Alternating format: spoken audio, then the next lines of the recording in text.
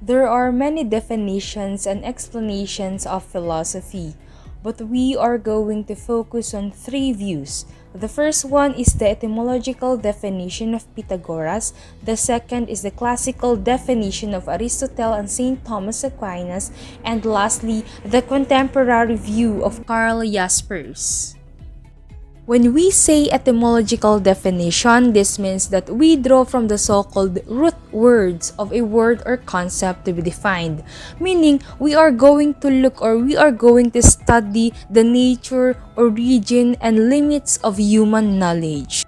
Say for instance, we have the term biology, which came from the two words bios, which means life, and logos, which means study. So by looking into its root words, we can define biology as the study of life or living things.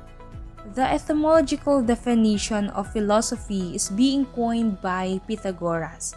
According to him, philosophy comes from the Greek words philos, which means love, and sophia, which means wisdom. Thus, philosophy can be defined as the love of wisdom.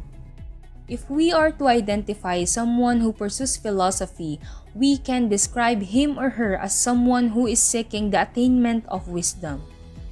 That is the etymological definition or view of Pythagoras about philosophy. Let's proceed to the classical definition of Aristotle and St. Thomas Aquinas, or the Aristotelico-Thomistic definition of philosophy. The classical definition is the real definition that tells us the very essence or nature of a thing or concept to be defined. According to the Aristotelico-Thomistic definition, philosophy is a science which inquiries into the ultimate causes, reasons, and principles of all things in the light of pure reason alone. In this Aristotelico-Thomistic definition, we can highlight three things: science, light of pure reason alone, and study of all things. Philosophy is considered as the queen of sciences because it has all disciplines as its subject matter. That's why we have philosophy of education, art, history, and the like. Why is it considered as science? It is called science because the investigation is systematic. It follows different steps and procedures. In other words, philosophy is an organized body of knowledge just like any other sciences.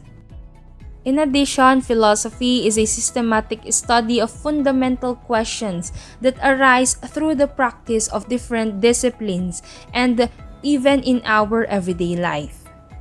It is considered as science because it follows philosophical methods and approaches that attempt to provide a framework and reason that can explain the questions that we have. In philosophy, we investigate things and attain knowledge not by using laboratory instruments or investigative tools. Rather, we use principles of ordinary natural cognition or human reason alone. We obtain knowledge from the empirical investigation of nature and the natural study of things.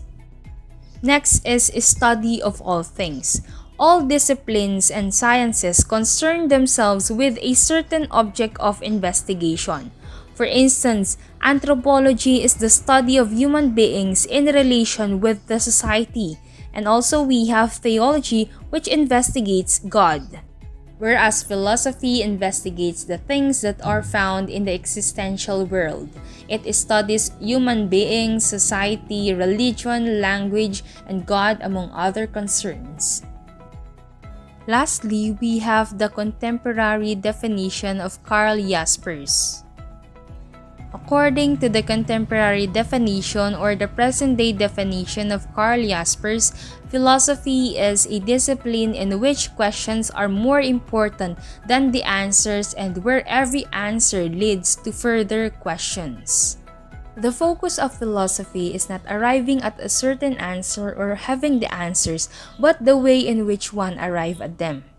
The way or the process one goes about seeking the answers is more important than the answers themselves. This explains the never-ending quest of philosophy, the ceaseless toil that humans go through in a ceaseless process of inquiry. In the definition of Karl Jaspers, philosophy is the way of thought which uses expert knowledge while going beyond it. The etymology of philosophy gives us a clue on how to philosophize. For instance, when you love, you try to know everything about that which your love is directed to. At first, you might be interested in knowing the material or physical attributes or manifestation of that thing. But as your love for it grows deeper, you would want to know more about it. Like being a lover, a philosopher takes into account every detail. Hence, to philosophize is to take part in activities which do not only give you a partial point of view, but a holistic perspective or view emanating from reflections and analysis. The main purpose in the study of the philosophy of the human person is to see human life as a meaningful whole or in its holistic perspective or view. The philosophy of human person seeks to obtain a unified and consistent worldview of a human person. Your philosophical reflection is an important part of self-fulfillment, happiness, and your professional growth. The following are the specific values of philosophy. First, philosophy as a subject enables the student to study, learn, and master the various branches and divisions of philosophy and the theories and beliefs of philosophers. Through this, you can be able to articulate your understanding of the contributions of each philosopher to philosophical problems relating to knowledge, reality, and value. Through philosophy, you can develop the ability to form opinions and beliefs.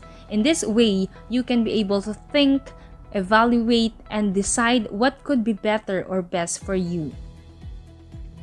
Philosophy helps the student to be resilient and philosophically calm in the face of disorder and doubts, uncertainty, indefiniteness, and chaos.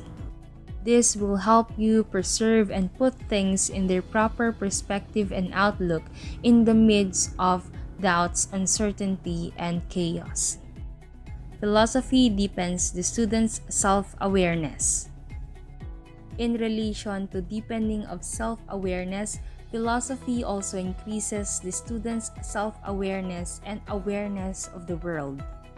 You become more dynamic, more critical, and more discerning of the significant influence of your life.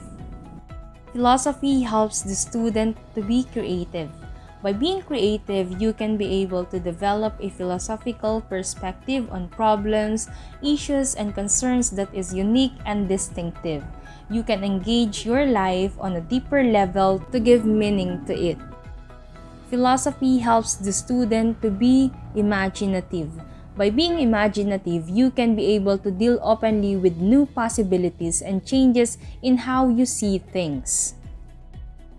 Philosophy helps the student to develop clear concepts and value system. Philosophy provides the student with better intellectual perspective and outlook.